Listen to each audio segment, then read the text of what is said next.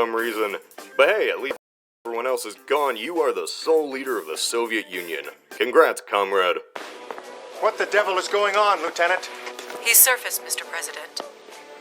I'm sure you all recognize this man. This is an expansion that takes place after the Allied victory, and it's something. Let's just go through this in a nice, neat order. Old Yuri is up to his old shenanigans again. After building mind control devices across the entire world, he basically brainwashes everybody. So what do? I believe we can use it to transport your forces backwards in time. Pull an endgame, of course. Your forces travel back in time to the start of Red Alert 2 when the Soviets are invading. Yuri is still brainwashing everybody, but using Hollywood and subliminal messages. He's begun to use the media to spread subliminal propaganda. Here's a sample, with the subliminal mind control properties filtered out. Hello, I'm a nostalgia critic. Gotta remember it so you don't have to. Turns out knockoff Bill Gates is in trouble because Yuri is threatening to nuke him unless he gives him money. Lou Albano is involved again. The war ends with the Soviets and Americans banding together to fight Yuri. Yuri is captured in his secret Antarctica base, and bing bang boom, he's defeated. Thanks to you, Commander, he won't be able to mind control a fly. Oh yeah, then the timelines merge for some reason. The Soviet campaign isn't that different, except Yuri is defeated by the Russians, and you, the commander, are the sole leader of the Soviet-dominated world. Yuri tries to escape in his own time machine, and is ate by a T-Rex. Oh! Thanks for coming, everybody! Good night! You cannot be serious. Come, Comrade General. A new world order awaits.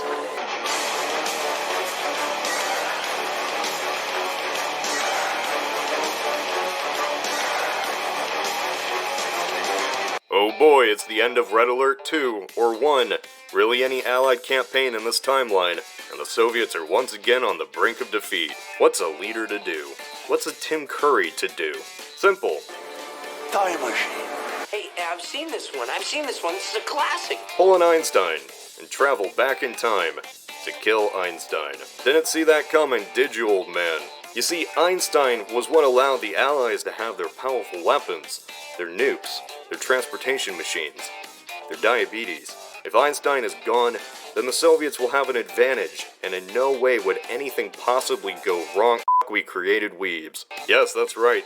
In a world without atomic bombs, somehow the Japanese Empire was able to rise out of horrendous, crushing defeat to become the Empire of the Rising Sun. Even though the Soviets invading Manchuria was actually the main reason for their surrender, not the bombs, but that's okay, no nukes means anime mechs. Alright, why not? Thanks, Tim Curry, you ruined everything. Our situation is shockingly grim. So yeah, there's 3 campaigns in this game. All of them are not that deep, considering a certain company took over, and there's one more campaign now. Welp, Soviets are in control of Europe, and Britain, once again, is the last bastion. Gotta just go with what you know, I guess. Typical events happen. You, once again, beat back the Soviets, this time with measles. And the most realistic part of this whole franchise, the Allies and Soviets set aside their differences to fight against anime. Japan is soon pushed back. President Ackerman, and yes, this is J.K. Simmons' most defining role, Vote for me, if you want to live. goes full helicopter rides and betrays the Soviets. None of you have the guts to do what needs to be done, so I'm gonna wipe those Soviets off this earth myself. Using a laser coming out of Mount Rushmore. Poor Teddy. Oh yeah, so allies fight amongst each other, and Jenny McCarthy kills the president. I think she had a child sneeze on him. Well, the Soviets betray you anyway. After some transportation into Leningrad, gee, where did I see this before? Both leaders are imprisoned, in ice, and the vice president of the US takes over. I will take the reins of this great country, and together we will march forward into a bright and prosperous future. You done good, Hasselhoff. You done. Ow. So Ackerman's little bout of patriotism transcends timelines, I guess, and there's still a war on 3 fronts. Somehow Japan has a front in Leningrad and Moscow. Flying fortresses beat geography and logistics, I guess, but moving on. After some shenanigans, some betrayal, some fun times, the Soviets decide that they need to assassinate the Emperor. Did you think it would be so easy? But George Takei isn't going down without a fight. And then, the greatest betrayal of all.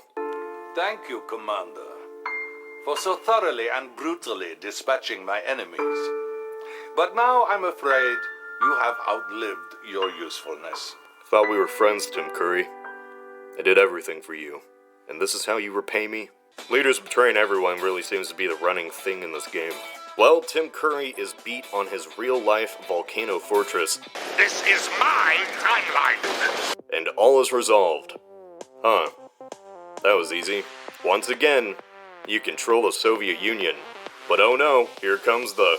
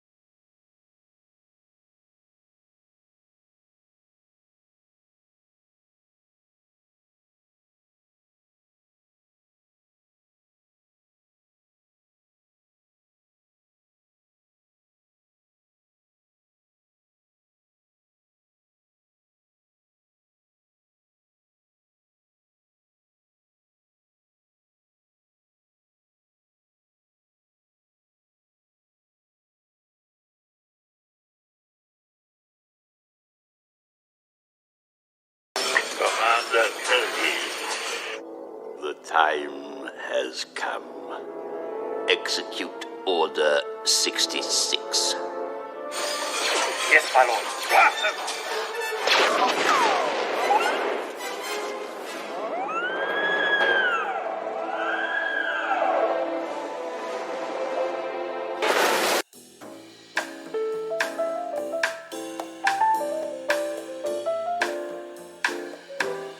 Season 8 was a thing that existed. With the gang going over the wall, I kind of expected we wouldn't get the satisfying grand conclusion to this epic tale, but wow. I expect nothing, and I'm still let down. Yeah, so here we are. Game of Thrones will be looked back on just like the Hindenburg. Nobody remembers the big floating marvel of human engineering. All anyone remembers is...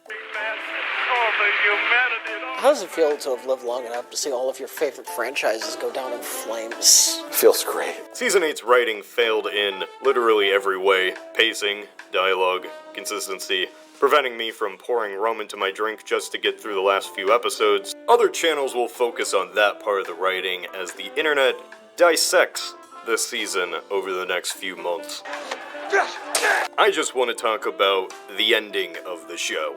The new state of the world that was decided as a good conclusion to the series. Now, I don't do videos like this, but my god, one scene, the council meeting in the Dragon Pit, that broke me. Bran becomes king. Future kings will be elected in a vote by the richest, most powerful lords of Westeros. The North becomes its own separate kingdom. All of this is meant to be a good thing, and in no way will it ever backfire. Bran is king, the wheel is broken, and everything is fixed.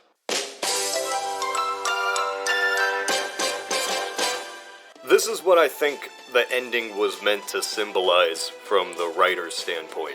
Tyrion is supposed to be the smartest character of them all, so as a person of intelligence, he comes up with a solution that resolves all conflict in Westeros. The main cause of the last 8 years of war was lineage. So just remove the birthright and problem solved. Yay, why didn't we think of this before? Just have the most powerful lords of all the now 6 kingdoms, all with different motivations, decide who should be king. They can even nominate themselves. What could go wrong? Tyrion, the man who spent his entire life seeing the dealings and political backstabbings of Westerosi lords, thought it'd be a great idea to let them decide amongst themselves who becomes king. Tyrion is smart, but I guess not that smart. I was originally going to bring up historical precedent for why this is a bad idea, but you know what? I don't even think I have to. By their own rules that Westeros has operated off of, and simply common sense, this should be seen as a horrendous idea. First, Bran himself. Who would follow Bran the Broken? Who would even know who he is? Is it even common knowledge that he has psychic powers? Would people in the South even know this? Because to them, all they saw was Cersei on the throne get obliterated by Dany, and then some unrelated kid be nominated by Dragon Hitler's former hand. That certainly wouldn't stand. But we're stuck with this voting system now, so great. Democracy. Kinda, I guess.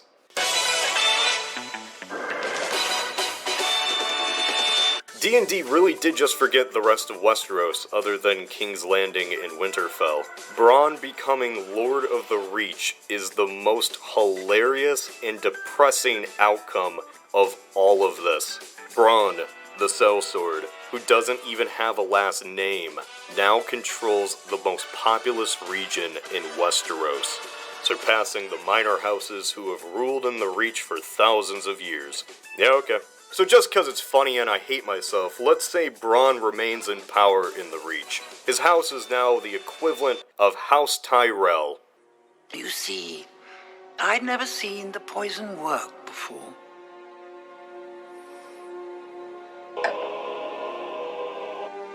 Tell Cersei. I wanted to know it was me. Break on. Dick on.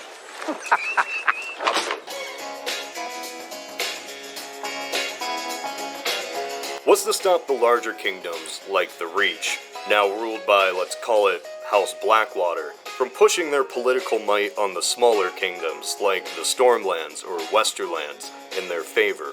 They control a lot of resources. The Reach supplies most of the other kingdoms with wheat, wine, and livestock. Might be a bit inconvenient for a hungry population if that supply was just to stop because a certain lord didn't vote for House Blackwater.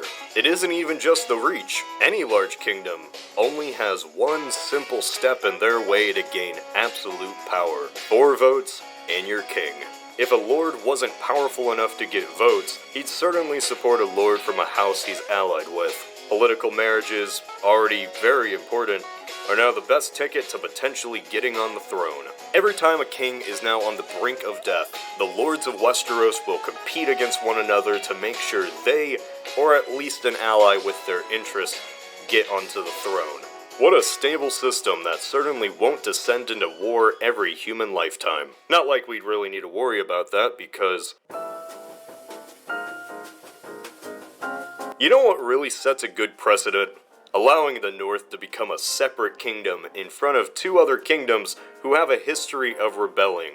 Yara was promised that the Iron Islands would become independent by Dany, yet doesn't even bring it up. Okay. Honestly, there probably isn't a lot that could be changed about the final episode. It was the victim and culmination of 2 rushed seasons. The main thing I would change, if I was plopped in the writing room for the final episode, is don't have the election idea be suggested by Tyrion. His entire character is being in the mud of King's Landing politics. He knows what lords are like and what they'll do to obtain power. Never would he have given this as a solution. Everything else, fine, I guess. Any plot point works if given enough time to be fleshed out. Bran becoming king, in concept, could work if developed more. Perhaps a council choosing the next king might work if fleshed out more. That'd need a lot more time to be convincing. But that's all what could have been. If we only had 6 episodes to wrap this up, it might as well have just ended like this.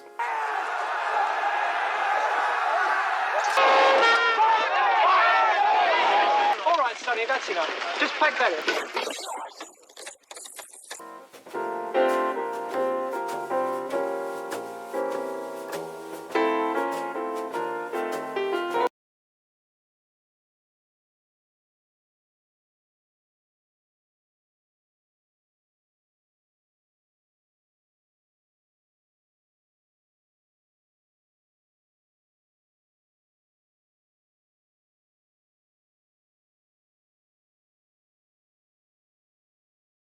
Most rhythm games are known to have that one song in the past that was notorious for its difficulty and remains iconic today. DDR has Max 300, Osu has The Big Black, Stepmania has Death Piano, and etc. These songs at the time pushed the bar for how hard a song can become in a rhythm game and serve the purpose of testing even the most skilled players. Throughout the years, skilled players of their respective games began to push the limits of how well they can score on these songs. Max 300 has been AAA'd by tons of players nowadays, and Chris Chike was just recently able to get the first ever Marvelous Full Combo on it. The Big Black has been dominated by a couple of players as well, Riruchi and Idki managing to double S it, and some other players getting insane scores on it via Hidden, Hard Rock, or even both at the same time. The point illustrated here is that despite how hard the creators made these songs, players were able to develop past these difficulty barriers the creators originally formed for them. Most people have already seen the footage of these iconic scores, but they don't necessarily know the story of how they got there. We're going to be talking about the score progression of a different song that you should all be familiar with. A song that everyone asked their one friend who was really good at the game to play to see how good they really were. This is a score progression of Guitar Hero 3's Through the Fire and Flames expert chart. The expert chart for Through the Fire and Flames saw its debut on August 2nd, 2007. It was a 2-minute preview of the first minute or so of the song, and then the outro. The video then linked to a thread on Score Hero, as the video was Score Hero exclusive. Score Hero is a site for documenting scores and general Guitar Hero / Rock Band discussion. This thread was dedicated to the discussion of the chart, and it was evident that people were very interested. No one had ever seen a chart like this in a Guitar Hero game, and the Score Hero community was at the edge of their seats, waiting for the game to be released. There is actually something interesting to note about the older version of this chart. The notes were the same, but the differences mainly revolved around the hammer-ons and pull-offs and the strumming. In the chart shown from August, the Rampaging Dragon section actually has no hammer-on or pull-offs between the strumming, meaning you had to strum between every note. This also transferred to other parts of the song, and these changes weren't implemented until the game's release. Before we talk about scores, we should probably break down what makes Through the Fire and Flames so hard to score on to begin with. The first section that makes score optimization challenging is Bridge 1. Bridge 1 starts off extremely technical, with its barrage of grace notes that are very tricky to time. This leads into a few more grace notes that then transition into a 20 notes per second blue-orange trill that then goes into a green-red-yellow zigzag. Lastly, after FCing the rest of Bridge 1, you're faced with an insanely fast anchor pattern that took quite a while for people to find a viable, consistent tapping method. Solo Fill 2 is the next hard section, but it's a lot different than Bridge 1.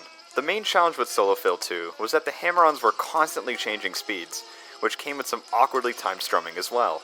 Players are often caught off guard by this section, as it's definitely one of the more muscle memory oriented ones due to the nature of the constantly changing speeds. The end of climactic buildup has a green-yellow-orange zigzag that is in between these ascending and descending chords. This section is more or less meant to give you a preview of what is about to come, which then leads us into Herman's solo. The solo is relatively challenging, but there's one part that really stands out. There are orange anchors that have these areas where you have to either transition back to your strumming hand to strum, or be forced to perform the entire section one-handed if you weren't quick enough to tap it. Both of these methods are extremely tricky to do, and it usually ends up boiling down to preference given what the player's strengths are. The ending of Herman Solo 2 into Wata is easily one of the hardest sections to hit, if not the hardest by some. There are 7 grace note strums you have to strum precisely, which leads right into a brutal tapping section, with some tricky strums to top it all off. After a very short break, Twin Solo is there to shake things up one more time before the solo ends. 200 BPM strumming leads into ascending triplets, then back to more time strums is just one of the chokeable sections in this very quick amount of time. Make sure you can do descending triplets too, because those are right around the corner as soon as you're done hitting the ascending ones. So Far Away 3 used to be the most confusing section to hit due to the speed of it, but nowadays players can FC it as fast as 300% speed due to new tapping methods being found throughout the years.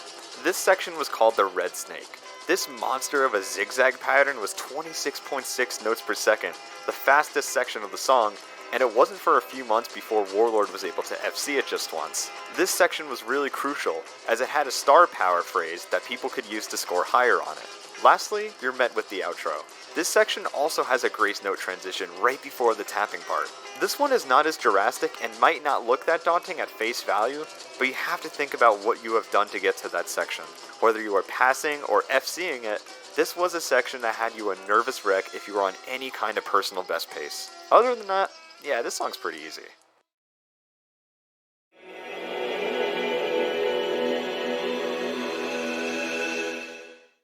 game saw its release on October 28th, 2007, and people were ready to test their skills on this 7-minute gauntlet of a chart. Within all these Guitar Hero enthusiasts who were determined to score as well as they possibly could, there were a couple standout players who seemed to take off from the rest of them immediately: Hell Ashes and I Am Chris for Life. Just within 24 hours of the game being released, Chris Trek had already obtained a 95% on the song. Then, just a few days later, he had posted a score nearing the 750k barrier, clocking in at 747,000. People were already noticing that Chris had something figured out about this song already, and people were demanding video footage. Chris updated the thread again with him finally breaking the 750,000 point barrier, but something happened. He ran into a very unfortunate hardware issue that would prevent him from playing for a bit. He stated that while he was playing, his Xbox spontaneously started acting up, and that he was unable to not just play Guitar Hero, but any games on his Xbox at all. It wouldn't be for another month until he was able to get back into it, and grinding for more scores again. Luckily, it wasn't long until Chris was back at it, but there was another player that had an interest in this score hunting game, and that would be Hell Ashes. Hell Ashes was known as one of the best Guitar Hero players at the time, most notably known for his insane scores on Jordan back in the Guitar Hero 2 days. So it was no surprise that he was ready to take this song on as well. On November 13th, 2007, Hell Ashes had posted 2 scores in the same day, a 788,000 score and a 795k score, just a half hour apart from each other. Just a day after Hell Ashes scores, Chris had returned with the score of 773k, about 20k behind Hell Ashes' current record on the song. People were beginning to predict that a rivalry was underway. Sadly, this wasn't the case, as the only other score Hell Ashes seemed to post on Score Hero was an 841,000 point score 5 months later. Since Hell Ashes wasn't in the picture anymore and was focusing on FCing Jordan, it was Chris's turn again to display to see what he can do with the song. However, people thought this improvement journey would only go so far, as quite a few people either thought a full combo was impossible or would take quite some time to do. Right after the brief Chris Trike vs Hell Ashes rivalry, there began to be a lot of brainstorming determining whether or not Through the Fire and Flames was able to be full comboed. The majority thought it was simply not doable, stating that there were sections of the song that are not consistently possible to perform, or not at all in some cases. Others did think that it was not viable for the most part, but there was a slight chance a full combo was in the future. However, these people's guesses were as long as 10 years, which would just be shy of a year from now. Chris wasn't really concerned with what anyone thought was possible or impossible though. He was simply doing his own thing, and there wasn't a thread deeming if it was possible or not that was going to sway him from continuing further. On November 18th, 2007, Chris Trike became the first person to break the legendary 800,000 point barrier, with a score of 802,625 points. This was the score that really put Chris on the map, and now people were more interested than ever to see what he can do. Chris still hasn't posted a video yet, as his usual method of updating his scores was by him constantly bumping his thread with new screenshots every few days, and the only way of seeing previous scores was by seeing if anyone reiterated it or not in the thread. Some more score improvements and a video camera later, on December 9th, 2007, we got to see the first ever video of Chris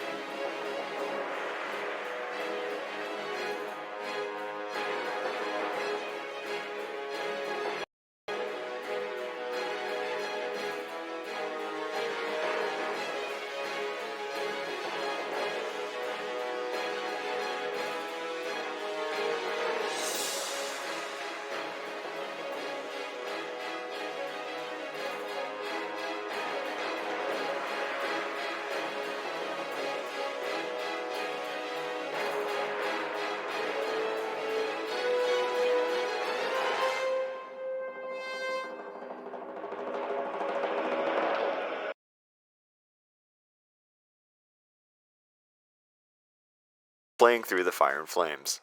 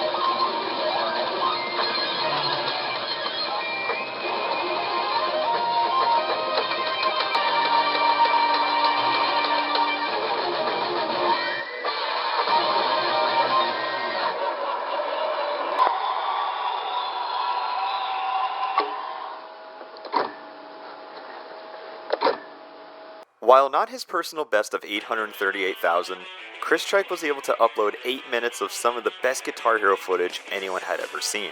A recorded run of 818,366 points on Through the Fire and Flames, with an opening note streak of 1,084 notes. This simply blew the Score Hero community away. Players were able to gauge how hard obtaining a score like this was through his screenshots, but just seeing it in video form baffled everyone. Now that Chris had access to a camera and was back at it again, it was really time for him to show the world what he was capable of.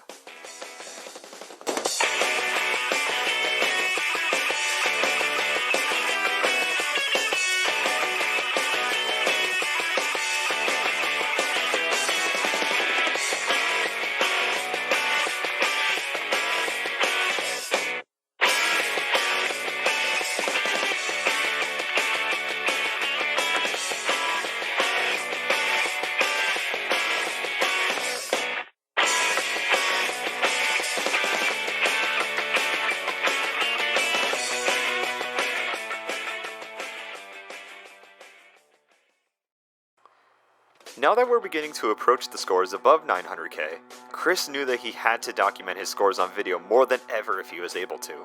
Before, he stated that he was only going to videotape his scores if he felt like he was on the verge of a good score, but now that he is inching closer and closer to the FC, it seems like he doesn't want to take any chances.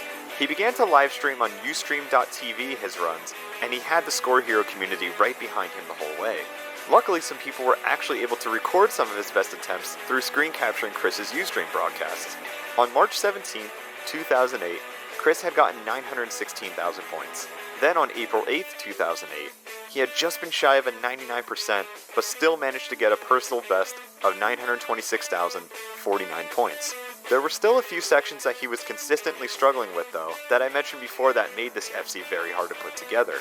He missed in both of the hard sections in Bridge 1, had an unfortunate miss in Sam Solo, missed right at the end of What The, missed both hard sections of Twin Solo, and lastly missed the Red Snake Star Power phrase in So Far Away 3. This section seemed pretty viable to fix, but it wasn't going to be easy for Chris. There were methods for these sections available, but they weren't necessarily as clear and concise as they are nowadays, so you had to take it at what it was, or players would simply come up with their own methods. A few more score improvements later, and Chris realized that he really had a chance at pulling this off. However, Bridge 1 seemed to be giving Chris a run for his money. Chris managed to become more consistent on other sections down the road, and yet again rapidly kept improving his score plenty of more times.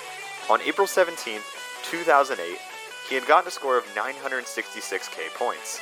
There is no video of this sadly, but luckily a user by the name of Leprosy916 was able to describe where Chris's mistakes lied. He missed in the first hard part of Bridge 1, another random spot in Sam Solo, the grace notes before What The, and lastly a miss in the middle of Twin Solo. It seemed like Chris had the majority of the hard parts down, but his consistency was becoming fuzzy in other places of the song. After his last score of 975k, he took a break and went to Guitar Hero 2 for a while to dominate the game there.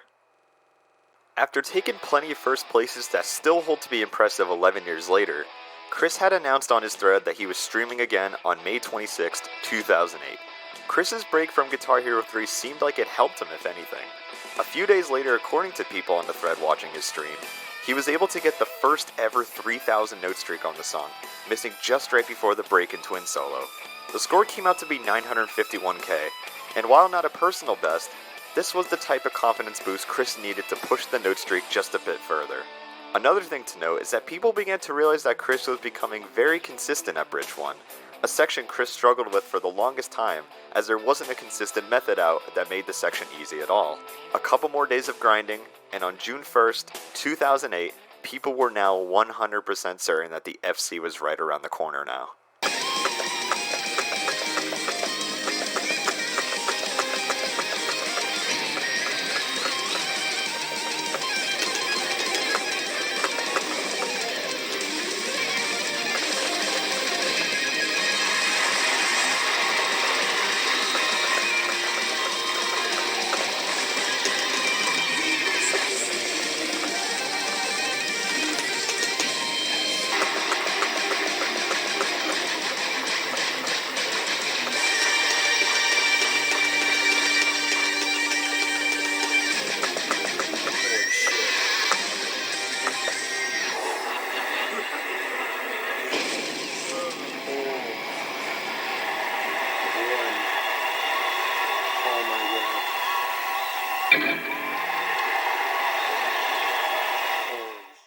Chris had managed to get a -3, a drastic improvement from his -10 personal best. The most impressive part about this entire run was that he had only missed in one spot, Herman solo. More specifically, the orange anchors that I mentioned before that had the tricky to time strumming with it. That was the only spot he missed in. The thing about FCs though, is that a -3 can take forever to improve on at times, especially with the song as long as Through the Fire and Flames. An FC requires a different type of mentality when the stakes are as high as they were for Chris. Rhythm gaming history was just 3 mere notes away, and it was in a section that he has hit plenty of times. There were 2 questions that needed to be answered with a score like this. Was someone eventually going to catch up to Chris and steal the spotlight, or was he going to adjust quick enough to perform the most iconic full combo in Guitar Hero history? Everyone was at the edge of their seats, as Chris wasn't streaming, so no one was able to tell when he was going to pull it off. Chris had even said himself that he never thought an FC was going to be possible, let alone being the one to do it. Everyone was up no matter how late it was. People were certain that Chris was going to FC it, and people weren't going to miss out the exact moment it happens. On June 4th, 2008, 4:05 a.m. server time, a user by the name of FootballTom3685 had noted that Chris had a score on the Xbox leaderboards with a score of 987,786 points. He wasn't streaming, so no one had video evidence at the hour it was done. People began to calculate if a score like this was even possible with a miss, or perhaps it could have been an overstrum near the end of the song. The suspense was immense, and people were flooding the thread awaiting for some kind of evidence that it might have been all over. On June 4th, 2008, 4:36 a.m. server time, Chris Chike had posted the screenshot that the Guitar Hero community had been waiting for. Through the Fire and Flames had been FC'd. All 3,722 notes hit, and onto the results screen where the 100% was shown for the world to see. After the game's release, people said that a full combo would require years of practice or that it was simply never going to be possible. Chris managed to defy the odds and FC'd the 7-minute gauntlet just 7 months after he had began his attempts on it, along with 2 breaks where he took multiple weeks off to either relax or to dominate Guitar Hero 2. Just over a year ago before the FC, Chris had just discovered what hammer-ons and pull-offs were. Even though he was behind the curve at first, his sheer talent and dedication was shown in the 7-month period he dominated the song, while simultaneously doing the same for other Guitar Hero songs along the way. At 6:27 a.m. server time, the video was finally uploaded after 2 hours of sheer anticipation. There were dozens of people who posted at the exact same time the video was up, as Chris had become an overnight sensation and inspired multiple other players to follow in Chris's footsteps. Guitar Hero Phenom, Sean Superstar, just a couple of players months later that managed to FC the song as well. The highest score on the song currently is by UCog Monkey in 2014, who was able to obtain the most optimized score on the song to this day, totaling 990,518 points. Some of you are probably wondering, what else can be said about this song? It's already been FC'd. Let's just say that years later, Through the Fire and Flames wasn't a 7-minute song anymore, and that we're just getting started.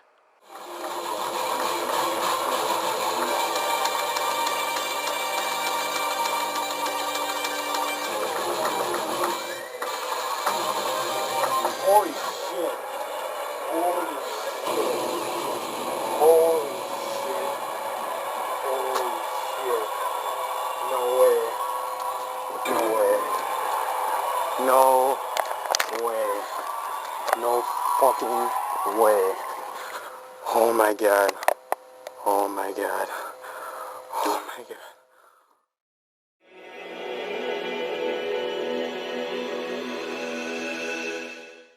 For the next year or two, it was now other players' turns to pull off the legendary FC. For most people, it was their ultimate goal with the game, as they had no other reason to play the song after that, other than to utilize better star power to improve their score. A few others, however, had something different in mind, as it wouldn't be too much longer until we saw people speeding up the song on the PC version of Guitar Hero 3 through a method known as speed hacking. Speed hacking allows for songs to be sped up from their original speed to whatever speed they desire via an alternate program. Gamerman, who holds the second highest score on Through the Fire and Flames, used this tool to obtain a 125% score on the song on July 10th, 2010. His first documented score on it would be just above the 900k mark already, with a 97%. Gamerman would go on to improve his score a couple more times throughout the year, and managed to close the gap quite nicely. On January 23rd, 2011, Gamerman would bring the note count to just 15 notes away from being FC'd, and he would cap off his Through the Fire and Flame scores with a 110% FC not long after.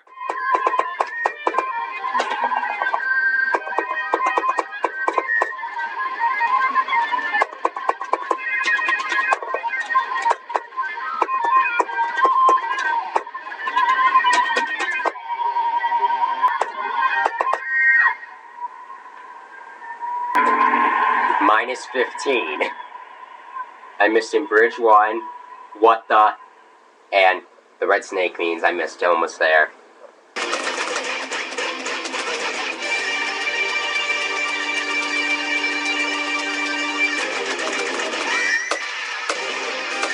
Yeah! 110% speed FC.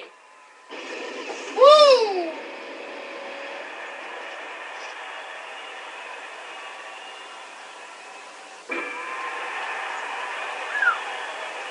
I'm happy. Through the Fire and Flames would eventually enter a drought in terms of pushing the limits of the song. Custom songs are becoming more popular, different rhythm games were coming out, which led to a fairly fast decline of the interest of the song overall. However, one player managed to come back a couple of years later, and it eventually became no surprise that he was going to be the one to pull it off. Wukong Monkey, also known as George Boothby, showed that he was able to optimize the song on normal speed in 2014, with his first place score on it that still remains to this day. About a year later, he decided to go out on a whim and take it a step further. In a stream on July 23rd, 2015, he uploaded a highlight of him nearly getting a 3,000 note streak on 125% speed. He seemed to falter near the end of the song as well, meaning that this wasn't just a matter of technicality, but stamina now played a factor too. It now required much more physical strength to hit multiple parts of the song. Combine that with nerves, this spontaneous score he got on stream set for a brand new journey that George might not have initially much more physical. One player managed to come back a couple of years later, and it eventually became no surprise that he was Yeah! 110% speed FC. Woo!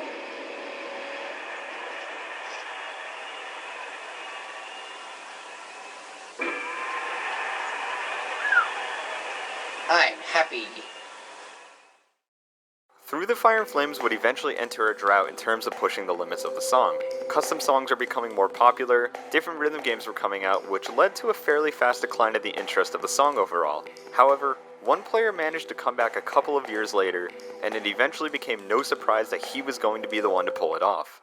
Wukong Monkey, also known as George Boothby, showed that he was able to optimize the song on normal speed in 2014, with his first place score on it that still remains to this day. About a year later, he decided to go out on a whim and take it a step further. In a stream on July 23rd, 2015, he uploaded a highlight of him nearly getting a 3,000 note streak on 125% speed. He seemed to falter near the end of the song as well, meaning that this wasn't just a matter of technicality, but stamina now played a factor too. It now required much more physical strength to hit multiple parts of the song. Combine that with nerves, this spontaneous score he got on stream set for a brand new journey that George might not have initially expected to get himself into.